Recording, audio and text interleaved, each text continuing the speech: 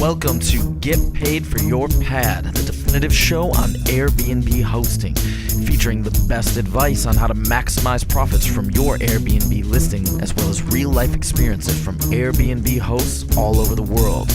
Welcome. We are your hosts, Josefa Kapadia and Jasper Rivers. Get paid for your pad. Get paid for your pad. Get paid for your pad. Get paid for your pad. Get paid for your pad. Get paid for your pad. What's up, everybody? Another episode of Get Paid for Your Pad. Today I want to talk mainly about the investments that I've made over the years. If you've been following my podcast, then you know that back in 2017 I sold my apartment in Amsterdam after about 5 years of hosting there. The regulations had become too tight, and I decided to sell the apartment. And I've since invested in 3 properties: one in Cali in Colombia, one in the Philippines on a small island called Carabao, and one in Thailand in a small beach resort called Bang Sarai. Now, these investments are all newly built, newly constructed units. And so 2 of them are actually still under construction. The one in Cali is finished.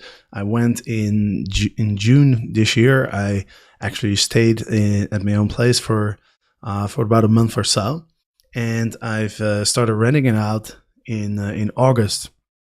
And so in this podcast, I kind of want to give you guys an update on what's going on with those 3 projects, and also quickly kind of discuss why I invested in those properties and what the results are so far. And so let's start with the one in Cali. You can actually, if you go on my blog, you can read in a pretty extensive blog post about why I bought it and what were the considerations. And I've also created a page on my blog that's called My Investments, that you can find at getpaidforyourpad.com/my-investments. I'll put a link on the front page as well, so it's easy to find.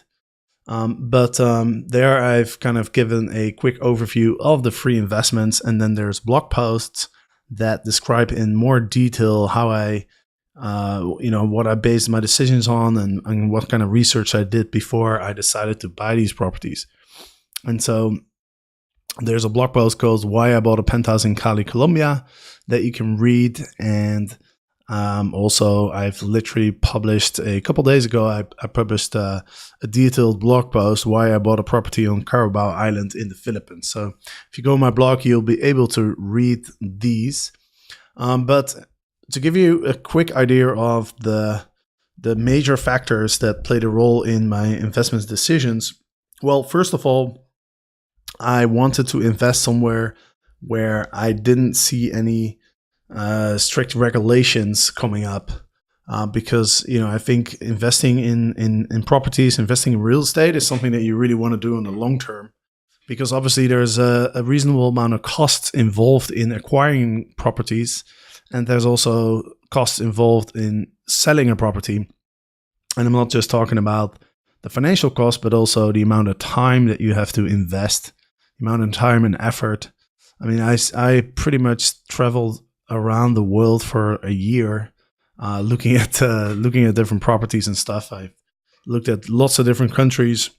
And so it takes a lot of time to invest in a property. So if you're going to sell it within a couple of years, then even if you're getting a good return, if you subtract the costs and the time that you put into it and the opportunity cost of your time, then it's probably not going to be worth it. So you want to have at least, I'd say, like a 5 to 10 year time horizon. And the other factor that plays a role is, of course, real estate prices can go up and down. And so, if you have to sell a place after a couple of years, and if you're unlucky, the real estate prices went down a bit, then you're obviously gonna, maybe even make a loss. And so because I want to have that longer term horizon, I want to be fairly sure that I'm not going to run into some sort of regulations in the future. And so it's not just about the regulations that are in place today. You also want to think about, how likely are these regulations to change in the future? And of course, there's no guarantee.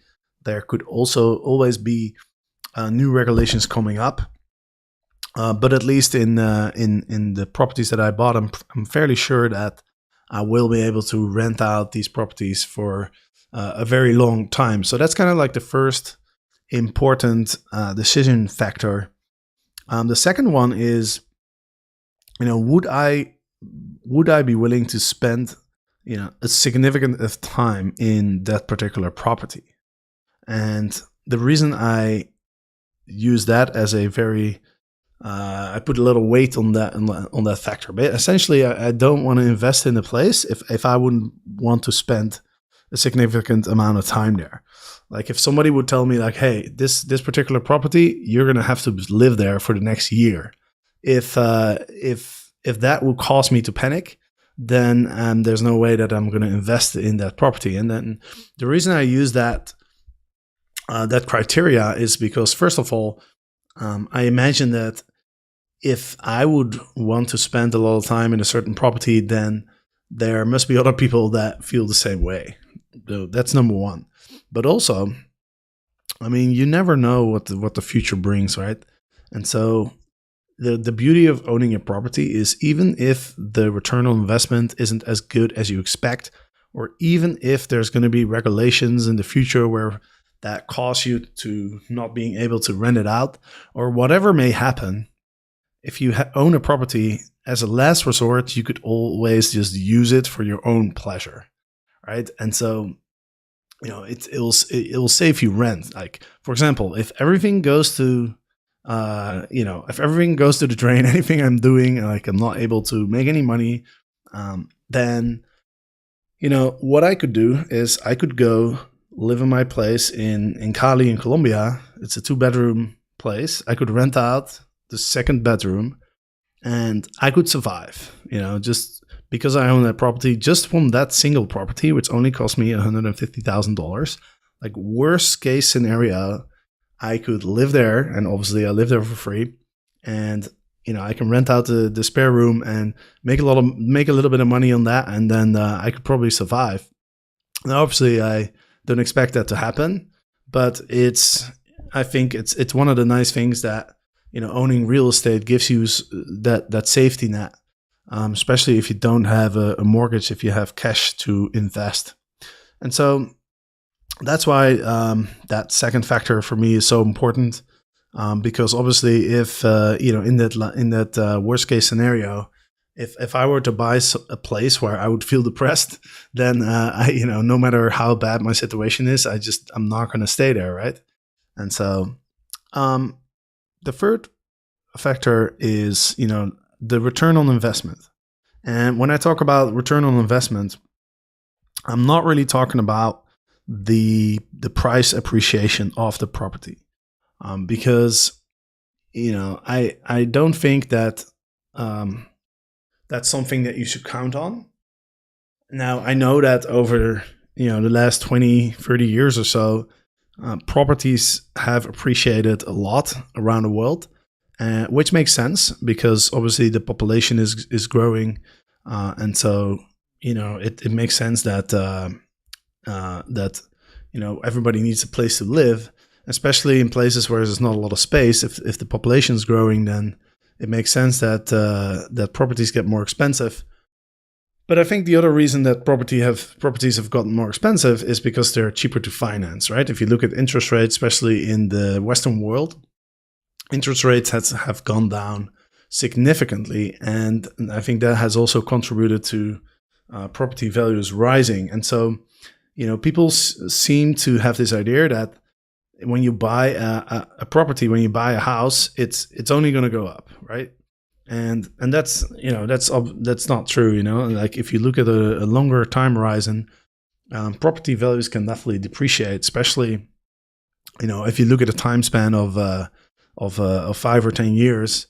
I mean, if you would have bought a property in 2007, in Miami Beach or something, it's taken quite a while before that property has gone back to its original value in 2007. I'm sure. Now I don't know the exact prices, but I'm just trying to. The point I'm trying to make is, don't invest in a property because you're expecting it to appreciate. I think a much better way to look at a property is, how much are you expecting to make by renting it out, and that's obviously I look at short-term rental projections, but you also want to take into account like how much could you make if you were forced to renting out in the long term, because again, you never know what happens to the short-term regulations. And so, if this also goes hand in hand with the idea of owning a property over a very long time, because, imagine that I own my property in Cali for the next 20 years. And let's say the next 5 years, there's going to be an economic crisis around the world, which is actually not that unlikely, I think. But, let's say the value of my property, right? I bought it for 150. Let's say it goes down to 100. Well, as long as I'm not forced to sell it, it doesn't really matter. What matters most is how much do I make renting it out. And so if people are still willing to pay the same sort of like a nightly rate or monthly rate to stay there, then I don't really care if it's worth what it's worth, because I'm not selling. And so that's really what I look at. And so, I want to shoot for around 10% net return on investment. So that's after costs. And so, that's the third factor. So the three factors are the short-term rental regulations, are they friendly right now? And do I expect them to stay friendly in the future? Number two, would I want to stay at this place for a significant amount of time? And number three, do I expect that I'll be able to make about 10% net return on my investment? Now, if the answers to those questions are yes, yes, and yes, then I consider the property in more detail. Then I'll start looking at other factors. And I talked about appreciation or depreciation. Even though I'm not counting on the value of the property to appreciate, I don't want to be dependent on that. I do obviously think about the macroeconomical and the microeconomical factors that could potentially influence those the prices of those properties. And so, for example, two of the properties that I bought are near airports that are being expanded, and that's something that I think brings a lot of extra flow of visitors to the region. Now, like I said, if you want more details, you can just read them on my blog. The blog posts about my property in the Philippines and the one in Cali are pretty detailed. So there's a lot of other considerations at play, but I'd say the ones that I mentioned are kind of like the necessary conditions, right? If one of those three conditions isn't met, then I'm not even going to research it.